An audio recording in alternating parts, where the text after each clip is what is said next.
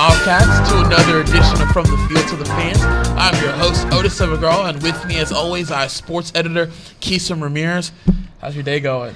I'm battling a cough, kind of been sick this week. Right now, day-to-day, probable for Saturday's game against Georgia Southern. I think I'll pull through, but we'll see. Well, we know how vital you are Saturday to Texas State football. Without me, there's no chance they're winning. I'm just going to say that right now. Yeah, no chance. So you probably shouldn't be probable. You probably should be playing then. All Yeah. right, we'll see. Well, you know what's funny is someone that wasn't probable, who isn't going to be probable for Saturday's game, is Coach Dennis Franchione. Got to talk to him Tuesday at his luncheon, talking about the big win against New Mexico State and what he expects from his team against Georgia Southern Saturday. I've had Coach Dennis Franchione here with me. Coach, you get a big win on the road against New Mexico State, moving the record to 5-3 and one win away from bowl eligibility. How does that feel as a coach, and what does that do for the psyche of the team heading into Saturday's matchup against Georgia Southern? Well, I was proud of our guys. 2 road conference wins in a row. 2 weeks ago we hadn't had one, so that was a good step for us. And I think the other thing is our guys won the football game, found a way to do it. I think they felt like they didn't play their best, and that hadn't happened around here where we won the game but felt like we didn't play very good. Usually when we didn't play very good, we didn't win the game. So that was a good step for us, and there's nothing wrong with that. I think they have a good understanding. They're well-grounded as to we got to prepare well, we got to practice hard, we got to play hard on Saturday and scratch and fight and claw for everything we get. And when you've won 4 out of your last 5 by a total of 20 points, you're just kind of scratching them out, and that's okay. To their credit, they're doing it, and I'm proud of them for it. Coach, we talk about one win away from being bowl eligible. I know that's a big deal, going 2 years in a row running now. How do you tell your team that 6 wins isn't enough, and how do you and the coaching staff get them to focus to just buy into, hey, we still have a season to go, don't necessarily worry about the bowl eligible part yet, just worry about winning ball games? Well, after last year, I don't have to tell them anything. They won 6 last year and stayed home, so they know. We set our goals at the beginning of the year. Postseason was one of those goals that we set at the beginning of the year. But we know we've gotten ourselves to November with a tough schedule, 5 games in November, and we know that a lot of our goals are still in front of us, available to us, and we just got to try to win this game. We can't win next week's game until we play this one, and so. And to our guys' credit, they are pretty grounded on all that. We don't spend time talking about the B word. We spend our time talking about the GSU word, Georgia Southern University football team right now, and that's good. That's the way it should be. Coach, you talk about last year's schedule. You started off 6-3, faced the gauntlet. You play Arkansas State, Western Kentucky, Troy. How do you get the players from last year to kind of forget about that memory heading into this year when you do have 5 games to play in November?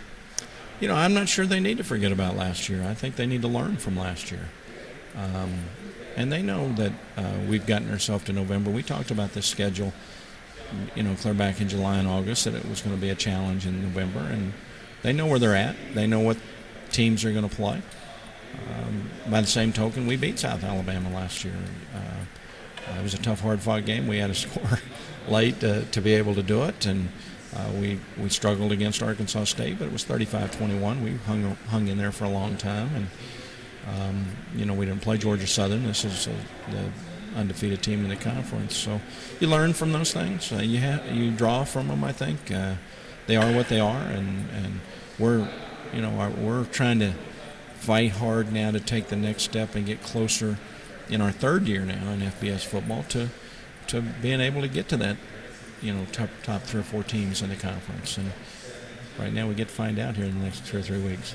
Coach, you talk about the GSU word. Georgia Southern, they're coming in number 1 team in the country in rushing.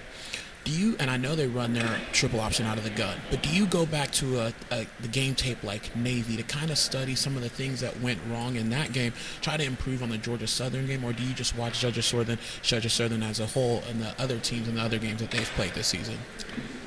Both teams are triple option based, but they're so different.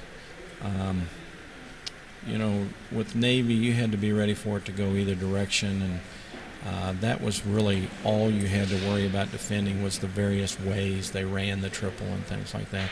Georgia Southern can do other things. They can run the power off tackle. They can run the counter. They can run some double options. They don't throw it too badly. The quarterback runs a quarterback draw really well. So it's a lot different than Navy.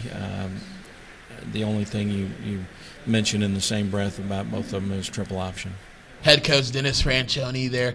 Something that I take away from that interview was something that he said about New Mexico State was that the inability to play well, but they still end up coming out with a victory. I don't think they can afford to do that against Georgia Southern. I think that is a great confidence boost for the Bobcat football team, but I also think that you're playing with fire there, especially when you're going to play the number one team in the conference, undefeated, hasn't lost a game. Bobcats are lucky they're not bowl eligible this year. They can still make a bowl, though, if I believe 74 teams in the FBS don't become bowl eligible. So that's the only way Georgia Southern makes it into a bowl game. But they're lucky they're not eligible to take the championship, because I'll tell you this right now, Texas State would be the outside looking in for sure. So they cannot play bad against this Georgia Southern team who is coming in with a great rushing attack. Georgia Southern is not New Mexico State, and they're not Louisiana Monroe, two teams that Texas State barely beat, the teams that they really needed to go down the wire. Georgia Southern, to put context sake, is one of the best rushing teams, not only in the country, but in Division I history, which is 100-plus years. If they sustain their current pace, they'll be one of 4 teams to average over 400 rushing yards per game in a season. That's a pace that just no one in history has done. You put that into context and you look at Texas State, their margin of error is already thin already. Against Georgia Southern, it's going to be pretty much zero. They can't make a mistake. They cannot afford to do the things that they did against Louisiana Monroe and New Mexico State and expect to win. I completely agree with you. And even to put Georgia Southern more into context, last year they played SEC Florida. This is historically a great program. Beat them 26-20, 429 rushing yards, had 3 attempts passing, completed none of them. They don't need to. And still beat Florida. Yeah. I mean, that's what they do. It's a 3-man running show.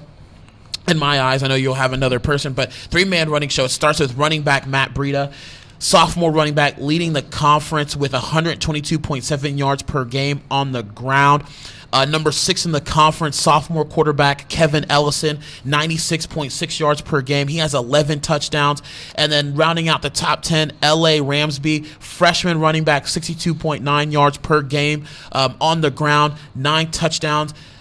I think I mentioned Breida has 12 touchdowns on the season. I mean, you talk about production from 3 guys, and not just production from 3 guys. 2 of them are sophomore. One of them is a freshman. Georgia Southern's going to be sticking around in the Sun Belt Conference for a very long time. And just to add another name, like you said, Fabian Upshaw, sophomore backup quarterback. In the last couple weeks, Coach Willie Fritz has entrusted more rushing responsibility on him. So you put those 3 plus Upshaw plus a receiving core that can make the big play when they need to. Last year, they attempted 101 passes all year. That's 12 games. This year, they've opened it up a little bit more, 102 passes through 9 games. Their ratio right now is 83% rush, 17% pass.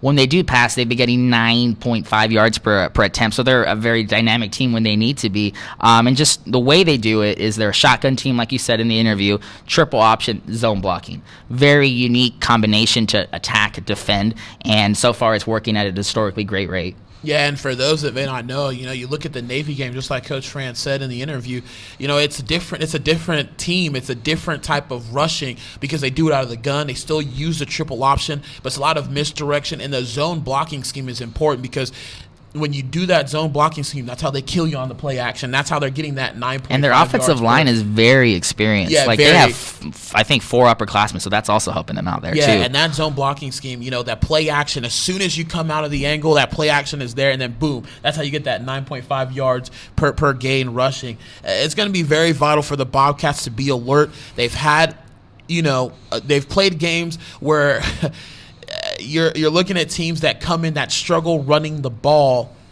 they look like All-Americans. Now you actually have the best team, the best team by far in the country, and you're just like, oh boy, it might be a struggle for the Bobcats, especially just giving up 600-plus yards to a New Mexico State team that I believe only has 2 wins on the season. So, you're looking now, you're coming home, and you're hopefully the Bobcats respond. Hopefully the Bobcats play well, and hopefully the Bobcats have players that play well. We enter now our Spotlight Player segment. I have 3 players, but 2 is kind of a two-headed monster, Terrence Franks and Rob Lowe. Georgia Southern has the best rushing defense, allowing 143.8 yards per game. Go figure. You have the best rushing offense in the country. Of course, you compile that with the best rushing defense. That's success. I mean, that's what you're stopping. Now you're making teams do things that they probably don't want to do early on. But Rob Lowe and Terrence Franks, Rob Lowe, junior running back, 84.6 yards per game on the ground, 7th in the Sun Belt Conference, 6 touchdowns. Terrence Franks, 64.8 yards per game with 7 touchdowns. Those 2 guys have to be the two-headed monster come against Georgia Southern. They have to set the tone. Texas State rushes for 238.6 yards per game. That's 3rd best in the Sun Belt Conference. Something's got to give. And I think the Bobcats have to win the battle up front with the offensive line. And Rob Lowe and Terrence Franks, I believe, minus the Arkansas State game, have to play the best games of their career come Georgia Southern Saturday. And adding to that, Coach Willie Fritz, coach of Georgia Southern, he told USA Today that when his team gets 1 more rushing yard than his opponent, they win 91% of the time.